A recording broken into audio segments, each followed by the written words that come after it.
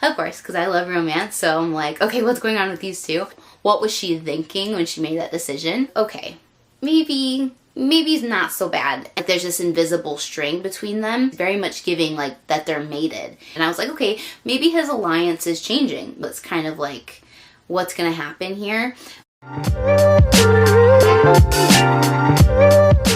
Hello guys, and welcome back to Reading with Kimberly. Today we are going to be discussing The Assassin's Blade, which is the prequel to the Throne of Glass series. Reading order on this is a very controversial topic, and we will get into that. After Assassin's Blade, I will give you my review of Throne of Glass, which is the official first book in the series.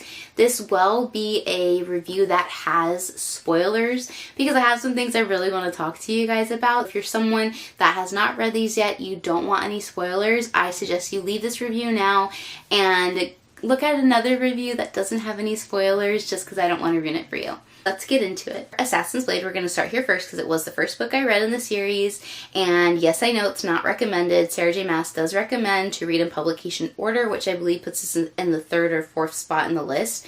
I chose to do otherwise because I didn't want to have any spoilers. As I was beginning to read this book, I unfortunately did get a spoiler from watching a video and just reading a comment, and it did spoil a little bit for me, which was unfortunate, but I still struggled with this book regardless. Even if I didn't have the spoiler, it was still hard to read. The first half, it's just kind of slow. It's building. There's a few action things that happen that grab your attention for a little bit, but then it kind of like has some lulls. So it is hard to get into. That's just personally how I felt about it. I know some people thought this book was really easy to read and they loved it. The reason why I would say I like this book is because we get to learn about Selena, who is the main character in this series. We also, in this book, we meet Sam, who is someone that's very special to her, and we get to kind of learn about their journey as well. There's still some things that are left unanswered in this book, but you get a general gist and a good foundation of who she is and where we would be starting in the actual first book in the Throne of Glass series. Throne of Glass. For the rating of this book, if I was giving a hard critique, I would give it a 3 out of 5 stars, maybe a 3.5 out of 5 stars, just because for me it was hard to read. The first half was hard for me to get through. I didn't really find myself wanting to even finish it. I had to really just get disciplined and say like, hey, we gotta finish this book if we even want to read the rest of the series. Like, this is important. Set a very strict reading goal for myself, and that's what helped me get through it. Skull's base situation with the pirates was a little interesting, but again, the only thing that really grabbed my attention when all that stuff happened was the little hints at potential romance between Sam and Selena. Of course, because I love romance, so I'm like, okay, what's going on with these two? We're left kind of with the cliffhanger of what happens to Sam, because when she gets back to Rifthold and the King of Assassins and her keeper Arobin finds out that she let go all of these slaves and cost them all this money and alliances with the pirates and all this stuff, he like beats the crap out of her and sends her on her merry way over to the Red Desert in hopes that she will die in the process of getting there or die while she's there. He's not expecting her to come back, and so he doesn't want to have to deal with it. But we don't find out what happens to Sam, and that's what really, I was like, okay, let me just stick this out so I can find out what happens to Sam and if he dies. I knew at this point that he does die, so I was like, he really died like that quickly. Like, we only get the Skull's Bay part. Like, that's kind of anticlimactic. But I made it through the Red Desert. There were some things about that, like towards the end of her time in the Red Desert, where they're getting attacked and we find out that her friend betrayed her and all that stuff. Like, that made me interested. I also wanted to know if she was actually going to get the letter of approval from the Master of Assassins. I forget exactly what his title was. Once she got back to Rifthold, she has her letter of approval. I was like, okay, let's see if Sam's alive, and we find out he is alive. The way that all of that was going to unfold between them really kept me interested, but I was also starting to kind of, they introduce you into the politics of Rifthold and into Arobin's like into the Assassin's Keep society, and that was really interesting. So I felt like the second half I was like, okay, I can get through this, I can do this. I will say what was kind of anticlimactic for me was Sam's death, just her just knowing that something happened to him and then finding out that, yeah, he was brutally murdered. And it's just kind of like, I don't know, I just felt like it could have been a little more emotional. It could have been a little more climactic. I get that it was supposed to happen and there's a reason for it. It's for her development and it's for the story to kind of literally take off. But I just felt like it could have been executed a little bit better. So that is like my one piece that I wasn't a huge fan of. But by the end of this book, I was invested in the story. I wanted to know what was going to happen to Selena. Was she going to get her revenge? Was she going to find out that Arobin was in fact the one that betrayed her and Sam? Like, I wanted to know what was going to happen. I was in it for the long haul. As soon as I finished this, I started Throne of Glass. I didn't even like take a beat. If you are someone that has decided you want to read this first and you don't mind spoilers, and that's why you've gotten to this far in the video, I personally would recommend reading Assassin's Blade first. I know if you choose to read it first, it might be challenging for you to get through it, but stick it out because I was so much more excited for the actual Throne of Glass book. I don't think I would have been as excited. I don't think I would have enjoyed this book as much if I didn't read this one first. Make the decision that's best for you. Do your research, and whatever you decide, I'm sure you'll love it. My biggest advice is whichever one you start with, just stick it out. Like, if you feel like you're struggling, just keep going and at least just try to finish the book. And if you still don't love it, then you don't have to keep reading, but at least give it a fair chance. That'll bring us into The Throne of Glass, the official first book in the series. My overall rating is a 5 out of 5 in this one. I was emotional. I was invested. I don't have a lot of critiques in the storyline. Again, as I mentioned in some of my previous videos, I'm not skilled in writing. I didn't go to school for anything like that. I'm just a reader because I enjoy reading. It's a hobby. But overall, I enjoyed the book. I couldn't put it down. I found myself thinking about it in my free time. I got emotional. I would 1000% recommend this to a friend. Just giving you a general gist of the storyline. She ends up in Andover. It's a place with like salt mines where slaves are sent because she was betrayed by Arobin and the Assassin's Blade. She gets sent to Andover to essentially become a slave and spend out the rest of her days there. However, this Prince Dorian, has other plans for her. His father, who's king of Edalan, I think is how you pronounce it. I really struggle with these pronunciations. When I looked it up, it sounded like it was Edalan. Like, I definitely know I'm missing a syllable in there. Like, it's just really hard for me to pronounce it. But he's the king. He's like the worst on the whole continent. He just wants to kill everyone and wants people to be submissive to him. He's just like super unhinged. But his son Dorian decides that he wants the Edalan's assassin to be his champion in his dad's contest. His dad is looking for his champion. So the king's champion to be the assassin that does his bidding, that kills all the people he wants killed. Prince Dorian comes to Andover with the captain of the guard, who is Cale Westfall. So Cale is a few years older than Dorian. Dorian's about the same age as Selena. And Dorian and the captain have been pretty much good friends since they were kids. They also bring Duke Parrington, who's a really bad guy.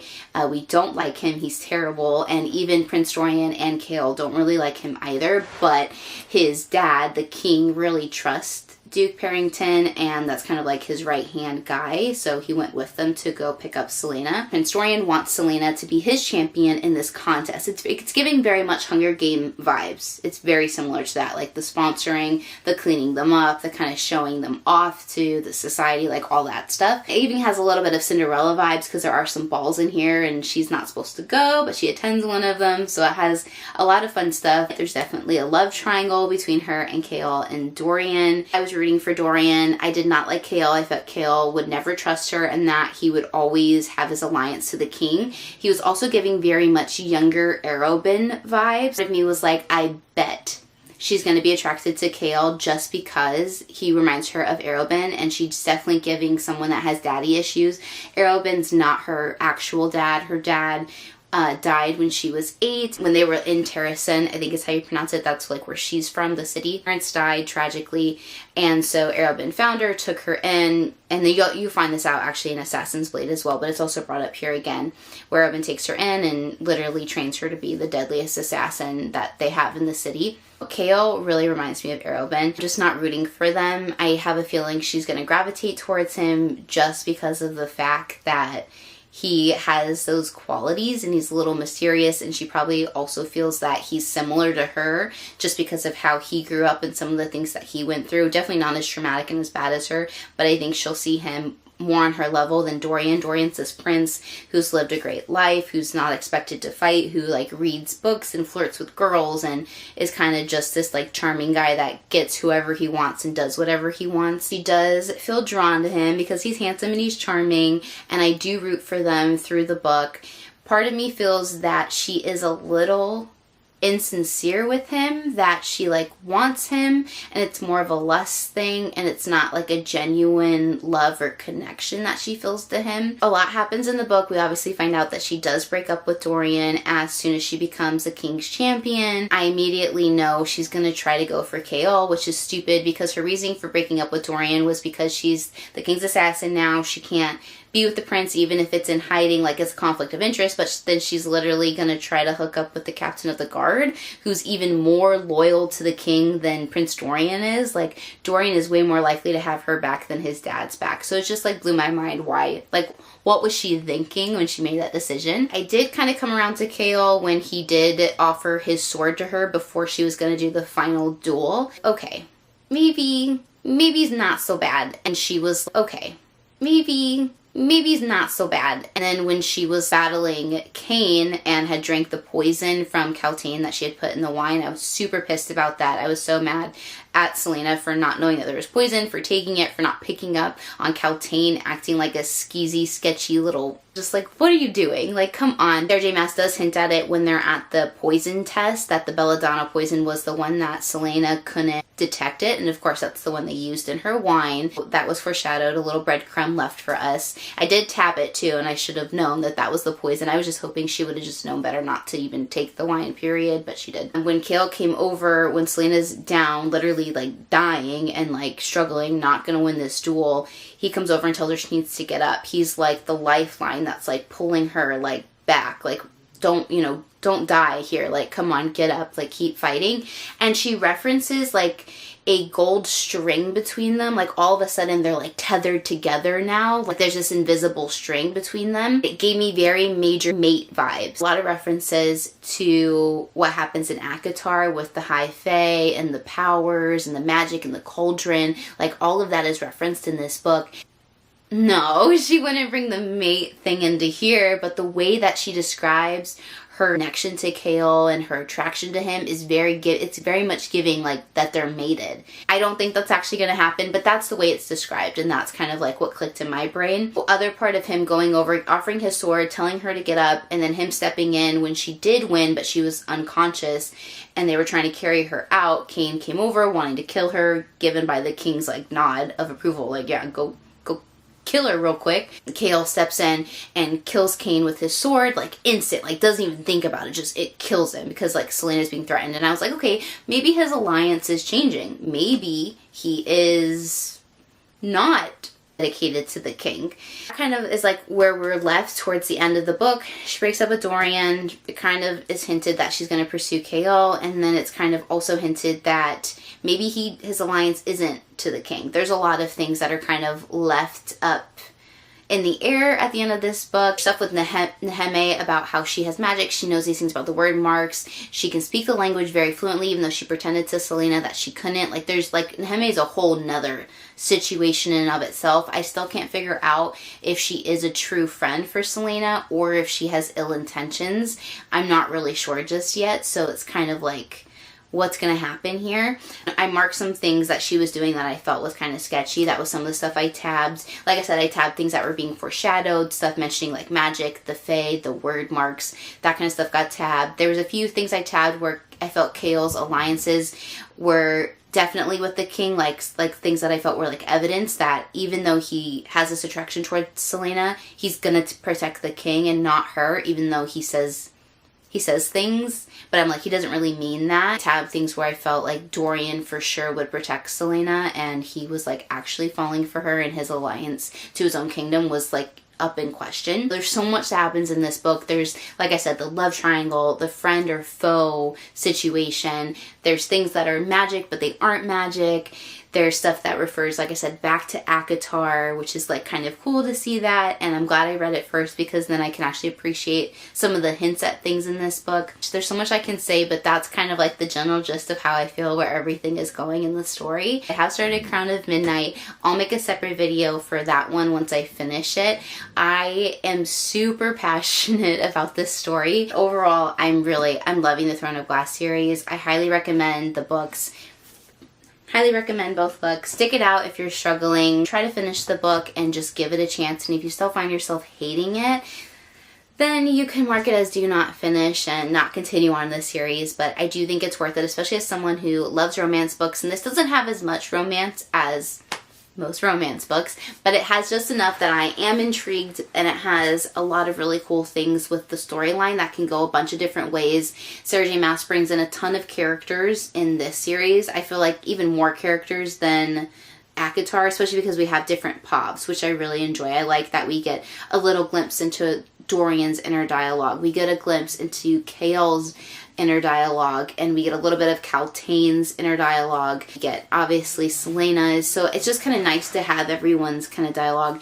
And like I said, for someone that enjoys like trying to predict what's happening in a series, these books are great. There's so many little hints at stuff that Sarah J Maas leaves, and I really do enjoy that. That's pretty much where I'm at right now. Let me know in the comments below if you have read these books and if you like them. Also, let me know if you are Team Dorian or Team Kale. So thank you guys so much for making it through this much of the video. I really had to share like a spoiler review because I really needed to talk about some of the things that I specifically enjoyed rather than trying to tiptoe around some of this stuff. Let me know if you guys enjoy the spoiler reviews or if you think I should just stick with spoiler-free reviews. The next video will be my review of Crown of Midnight, so be on the lookout for that, and I'll see you guys in the next one. Bye!